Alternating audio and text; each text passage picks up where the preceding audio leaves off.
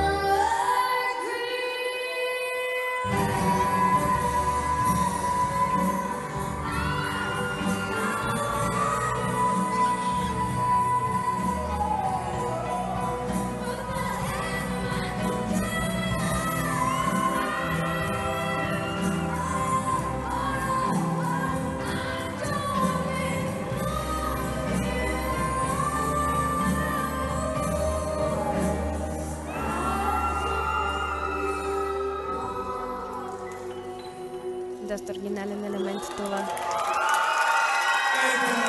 Савина Ганчева е треньора, който развива естетическа гимнастика в Търново. И аз изключително така се радвам на нейните творчески решения. И трябва да ви споделя, че преди няколко години на първото държавно първенство по естетическа гимнастика, на което присъствах, една фигура се запечатала от по-малките и възрасти на един от нейните отбори. Фигура на гондолиер. Такава венецианска атмосфера успя да предаде с цялото си съчетание Савина, че още го помня, минаха вече няколко години от тогава, така че поздравления, адмирации за работата на Велико Търново. Имат страхотни решения. Знам, че им е трудно. Имаха проблеми с подготовката, имаха ремонти по залите, течаха, но се борят. И художествена гимнастика развиват и естетическа групова гимнастика. Савина е в центъра, виждате тренировката.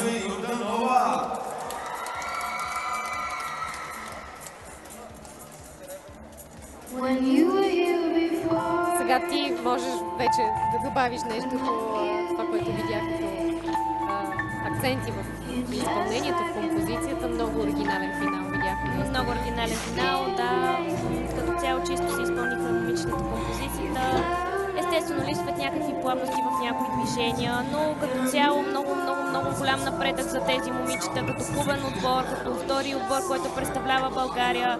Наистина представиха се на ниво, много се радвам за тях, просто да продължават по този начин и ще ги очаквам да ги видя в Чехия на световното първенство.